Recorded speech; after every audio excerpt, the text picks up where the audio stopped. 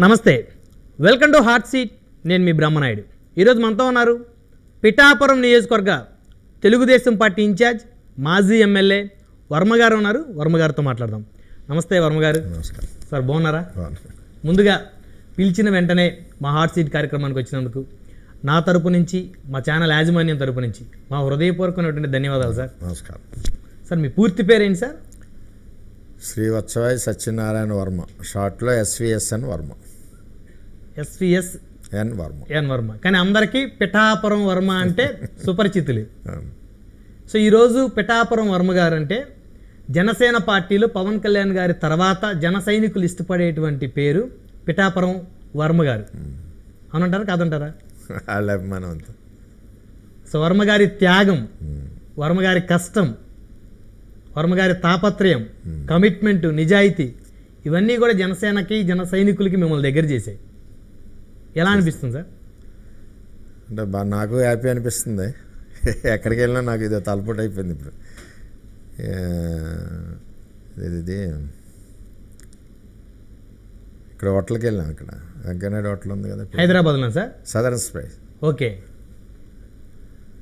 నలుగురు కుర్రోళ్ళు నా వంక చూస్తున్నారు. ఓకే. ఆఖరికి నేను వాళ్ళ వంక చూడకుండా నేను భోజనం చేస్తున్నాను. వాళ్ళు నా దగ్గరికి వచ్చేసారు. మేము కళ్యాణ్ గారి ఫ్యాన్స్ అండి, చాలా కష్టపడ్డారు మీరు అన్నారు. అంటే నాకు ఆయనకి ఎలక్షన్ చేయడం వల్ల ఒక విధంగా ఎక్కడికి వెళ్ళినా సంతోషంగా ఉంటుంది. అందరూ కూడా గుర్తించి బాగా చేశారంటే కొంచెం కష్టపడిన వాళ్ళకి హ్యాపీగా ఉంటుంది కదా ఎవరికి. 100%. అందరు సార్, వర్మ గారు పిఠాపురం నియోజకవర్గంలో ఆయన సామాజిక వర్గం బలం తక్కువైనప్పటికీ కూడా ఎలా అక్కడ ఇండిపెండెంట్గా నిలబడి ఎమ్మెల్యేగా గెలవగలిగారు అసలు? అంటే నాకు కులం లేదండి, అన్ని కులాలు కలిస్తే వర్మ. చేత నేను కూడా ఎప్పుడు 24 గంటలు సర్వీస్ ఓరియంటెడ్. మార్నింగ్ 7 నుంచి రాత్రి 10 వరకు పనిచేస్తా కాన్స్టిట్యున్సీలో. 20 years నుంచి అదే పద్ధతి.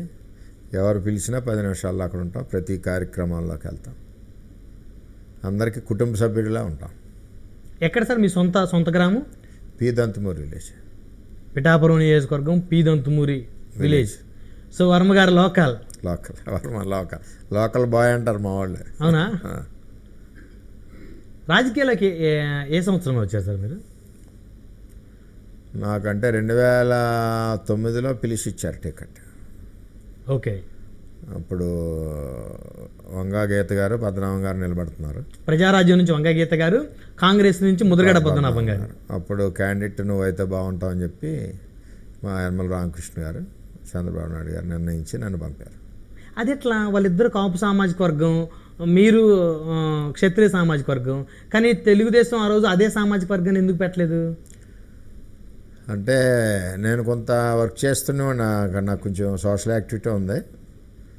దాని మీద అప్పుడు అభ్యర్థి లేకపోవడం ఒకటిని, రెండోది నా సోషల్ యాక్టివిటీని మెరిట్లోకి తీసుకుని దాని మీద ఇవ్వడం జరిగింది.